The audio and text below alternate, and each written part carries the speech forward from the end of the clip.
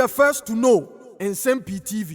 Over the weekend, the NDC organized a meeting with the press. Yeah, former President John Dramani Mahama Ebekasaye. He was ably flanked by the NDC's communication officer or propaganda secretary, Sami Nsem-Pii. Now, in fact, Ghana journalists may be called John Dramani Mahama ni pa. A drew baby to say questions say ebusano answers what they call boha no dia ko boha. Now what the demeanor of some of the journalists observing kwanya John Dramani Mahama efa so answer questions. Any answers be or they memma various questions.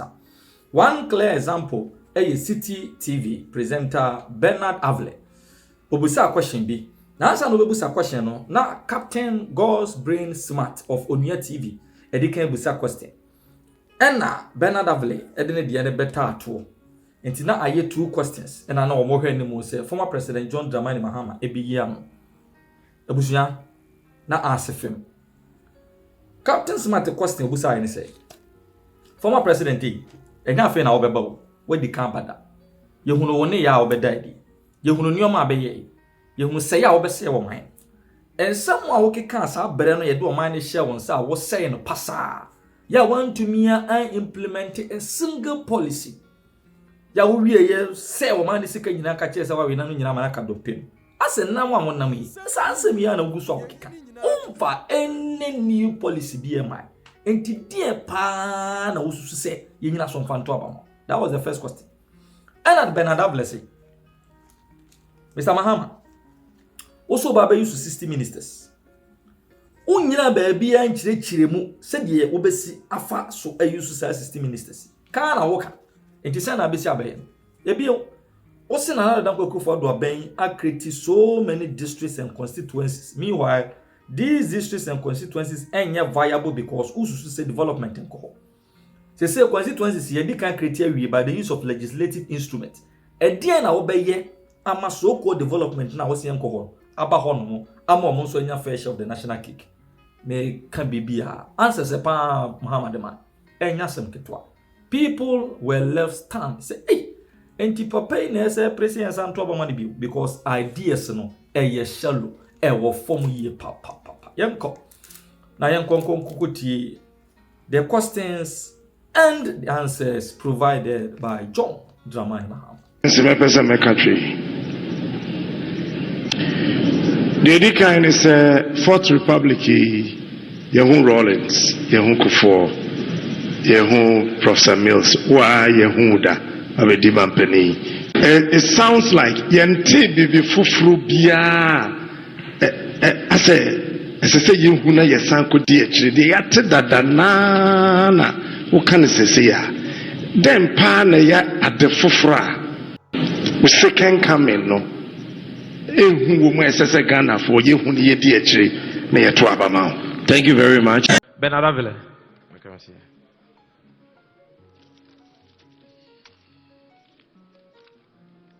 Thank you very much, Sami. Thank you, Mr. President. I think there are two pending questions that were forgotten. The sports question and then the Umaru Sanda question on OSP. So my question is, you said that you can work with 60 ministers, which is interesting. The number of DCs has increased from 110 to 261. And it appears when districts are created, the EC also increases the constituency. So now we have 275. Those are also arms of government that are expensive. Now, while this is happening, the AMA had 9 districts created out of it in 2018 to 2019. So we are increasing districts. We are creating new districts even in AMA, but AMA has only 3 sub-metros. So the ability to raise revenue is also lower. So it's a 2-in-1 question. Are we going to stop at 261 districts, 275 constituencies, cutting cost? And within that same question, the issue of AMA becoming only 3 sub-metros, they can't raise enough revenue. So it's difficult to manage the city. You've spoken about building a new capital. Does that mean Accra is a lost cause? Thank you very much. Increasing districts, that is part of the expenditure government has to bear. Bernard, unfortunately, it is provided for in the Constitution And unfortunately, it has been misused by governments. A lot of the time, the motivation for splitting districts is to create additional constituencies. And so you find that districts have been split and become unviable because they are too small and do not have economic opportunity to be able to be viable as a district. There are many districts today whose only source of income is District Assembly's Common Fund. And so unfortunately, that is what has happened. I remember when I was a deputy minister, the districts were under 100, about 90 districts or 70 districts or something like that. Today we have 261. And there's no scientific basis for the division except gerrymandering. Because there are districts that are bigger that should have been divided, that are not divided. But districts that are smaller that should have been left as they are have been split and created into smaller districts, because then the party that wins in that district can have 2 constituencies instead of 1. So that is the case. Several districts that existed, constituencies that existed, have been converted into districts. So in looking at a review of the Constitution, we must set some more stringent guidelines for the creation of districts. You know that now every traditional area wants a district. And so we're getting to the stage where every paramount chief wants his traditional area to be a district. Because I go around and traditional paramount chiefs are requesting districts for their traditional areas. That's not what it was meant to be. But if you look in the Constitution, the creation of regions is specified, and you must go through a process that requires consensus building. Unfortunately, it's not the same with districts. With regions, you must have a commission of inquiry, and the commission of inquiry must recommend, and when it has recommended, it must go for a referendum. 40% of the people in that region must vote, and 75% of them must say yes. And so, if we do the constitutional review, we probably must look at making more stringent the creation of more districts. Because if we say it's just based on population and land size, where are we going to stop? Ghana today is 33 million people. It is predicted that by 2050 or 2030 something, we'll be 50 million people. And so if you say population is the driver, then by the time we are 50 million people, we'll have 600 districts. And so that is a major issue, and I agree with you that we should look at that. But I think that there are more opportunities for improving funding to districts. And one of the things that has been forgotten is the issue of property rates. If we collect property rates properly, we can raise money to improve social services in the districts. And so even though AMA has been split up into other districts, I mean, just look at the houses in Accra. Just look at the properties in Accra. Bernard, do you think that if these properties rates are collected properly, the districts will not have enough money to do the drains and do the roads and do everything? So one of the things we're going to do is to support the districts and enhance their capacity to collect their property rates. Because District Assembly's Common Fund was introduced, property rates are not collected the way they should. My father died and left his house. One day I got a frantic call. Brajon, come. They've come to paste a notice that they're going to sell the house. So I go there and I look at the notice. It says, what do they call it? Distress something, and that if we haven't paid, and so we're supposed to be taken to court, you know. Meanwhile, I said, but where is the property rate bill? We hadn't received property rate bill for almost 5 years. And so they had put the address there of the place where we should go. So I went there and I said, oh, you want to sell my father's house? And I don't know, we haven't received any bills. And the man said, oh, your bills, which one is that? The Tesano, He said, the bills are here. You haven't come for your bills. Oh, I should come for my property rate bill. He says, your bills are here. Look, you haven't paid. Of course, I don't want them to sell my father's house. So I collected the bills and I wrote a check for them. And that ended the story. But I'm saying that we must support the assemblies to be able to give out the bills timeously and collect the money. And we must value those properties properly. I mean, some of those properties, if you charge 5,000 cedis a year, I mean, they'll be willing to pay because the value of the house is worth millions. And so that could be a new source of funding for district assemblies. Accra is getting difficult to manage because of its size and population. And so the city is spreading beyond its limits. It makes it difficult to continue to provide social services to the city. And so I propose that we look at establishing a new city so that we can move some of the agencies out of the city in order to reduce the pressure on Accra. Can you imagine if Nigeria had not built Abuja? Today, Lagos would have been in gridlock. You will not be able to even walk in Lagos because it would have been shut down. So I said we must start thinking about creating a new city and moving some of the agencies and departments out of the city. But of course, we must connect the two cities with good transportation networks so that people can go back and forth. And aside from that, it gives us an opportunity to plan that city better and ease the gridlock in Accra. It is not an immediate project. I said I envisage that it will take about 20 years to complete, but we must start somewhere. And that's why I said we'll start the feasibility and planning in the 4 years that I'm president. Other people will come and begin to implement. And we have the opportunity because the Volta Lake and the river are there. There will be access to clean water. We can make it a smart city where the services are provided. There will be no kiosk and containers littered all over the place. We'll provide markets so that if you want to go to the market, there's a properly organized market and everything. There are supermarkets, there are schools, there are parks for recreation and all that.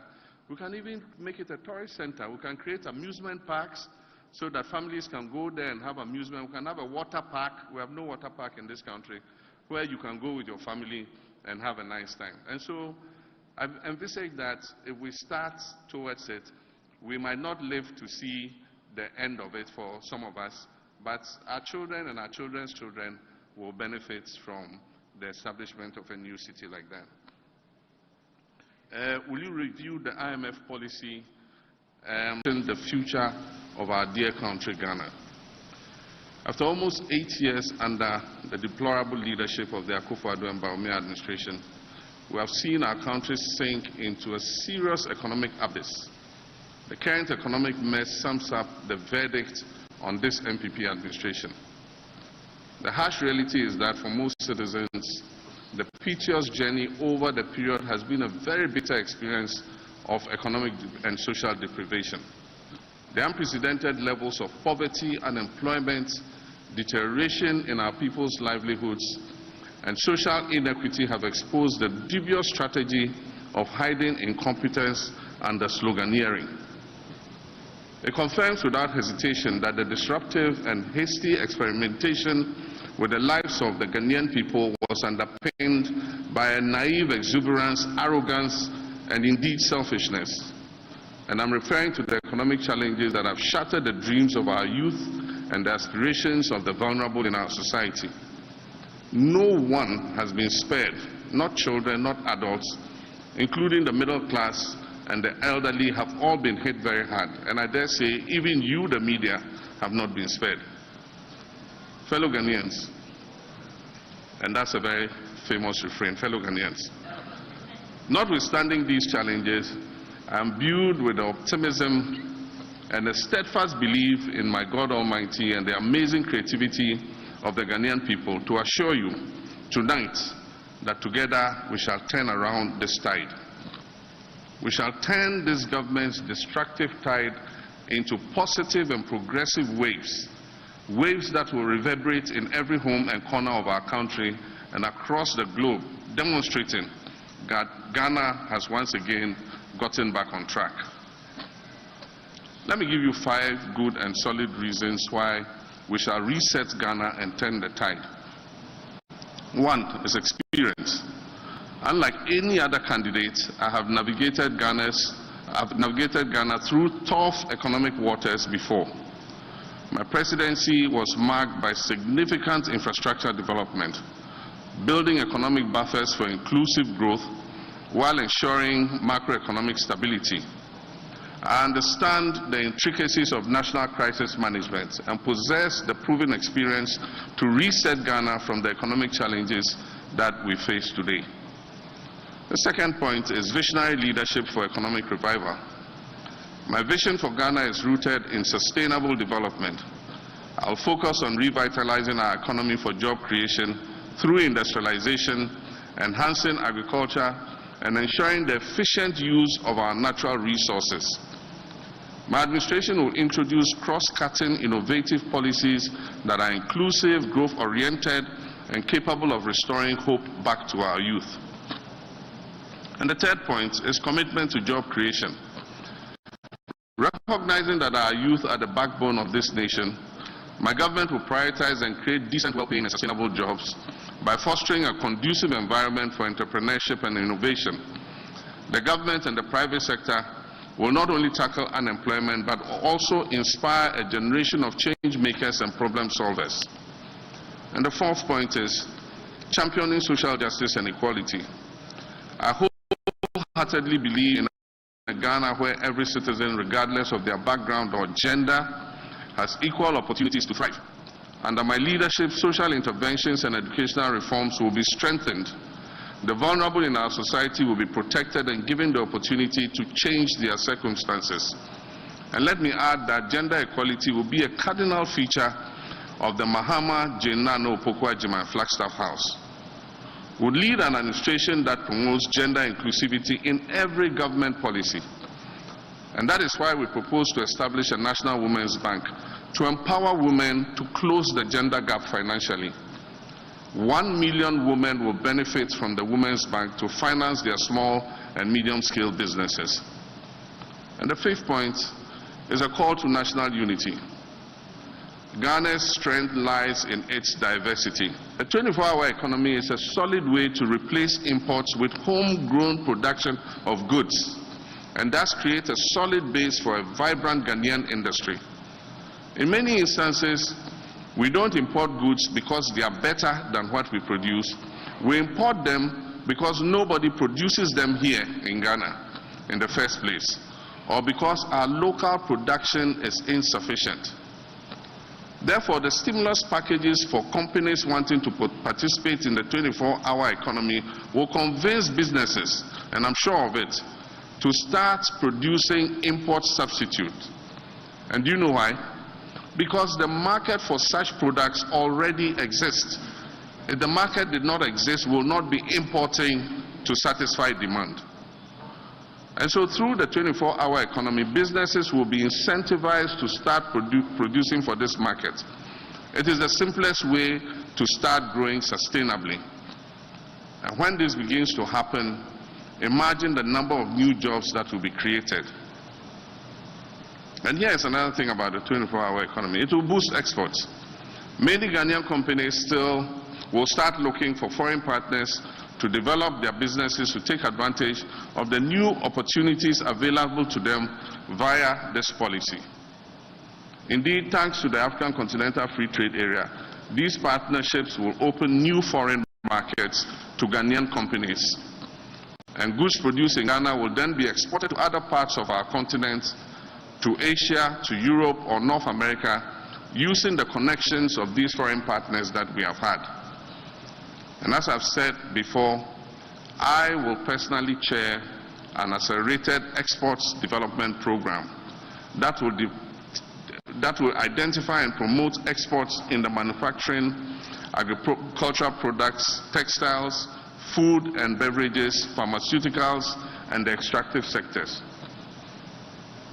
It is important to understand that the 24-hour economy will generate a network of foreign markets for Ghanaian entrepreneurs and will transform Ghana into an export-led economy. So I say that the 24-hour economy is also about national pride. It's about creating jobs through enhanced